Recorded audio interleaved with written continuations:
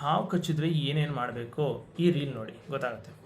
So ನೋಡಿ, ಹಾವು ಕಚ್ಚೋದೊಂದು ಆಕಸ್ಮಿಕ, ಅದು ಆಕ್ಸಿಡೆಂಟ್, ಯಾರು ಬೇಕು ಅಂತ ಹೋಗಿ ಹಾವು ಕಚ್ಚಿಸ್ಕೊಳ್ಳಲ್ಲ. ಸೊ ಮೇಯ್ನ್ ಏನು, ಈ ಹಾವು ಕಚ್ಚೋದು ರೈತರಿಗೆ. ಸೊ ರೈತರು ಭಾಳ ಹುಷಾರಾಗಿರಬೇಕು.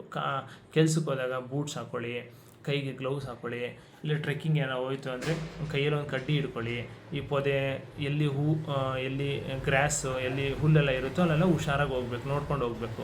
ಆಮೇಲೆ ಎಲ್ಲಿ ಇಲಿಗಳಿರುತ್ತೋ ಅಲ್ಲಿ ಹಾವುಗಳಿರುತ್ತೆ. ಸೊ ಅಲ್ಲೆಲ್ಲ ಮನೆ ಸುತ್ತಮುತ್ತೆಲ್ಲ ಇಲಿಗಳಿದ್ರೆ ಹುಷಾರಾಗಿರಿ, ಅಲ್ಲೆಲ್ಲ ಹಾವುಗಳಿರುತ್ತೆ, ಹಾವುಗಳು ಬರೋ ಚಾನ್ಸ್ ಇರುತ್ತೆ.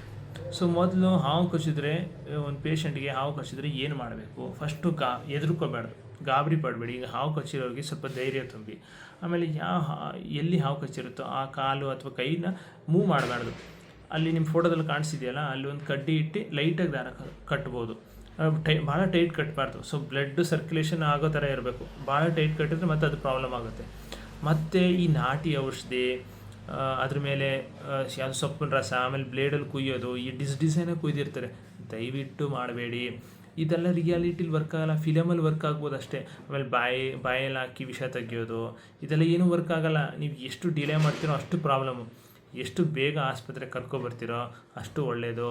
ನೋಡಿ, ಹಾವು ಕಚ್ಚಿದ ತಕ್ಷಣ ವಿಷ ಬ್ಲಡ್ಡಿಗೆ ಎಂಟ್ರ್ ಆದರೆ ಎಲ್ಲ ಆರ್ಗನು ಡ್ಯಾಮೇಜ್ ಆಗುತ್ತೆ, ಕಿಡ್ನಿ ಫೇಲ್ ಆಗುತ್ತೆ, ಡಯಾಲಿಸಿಸ್ ಸ್ಟೇಜ್ ಬರ್ಬೋದು. ಸೊ ನೀವು ಆದಷ್ಟು ಬೇಗ ಆಸ್ಪತ್ರೆ ಬಂದರೆ ನಾವು ನೋಡ್ಕೋತೀವಿ, ನೀವು ತಲೆ ಕೆಡಿಸ್ಕೋಬೇಡಿ, ಓಕೆನಾ?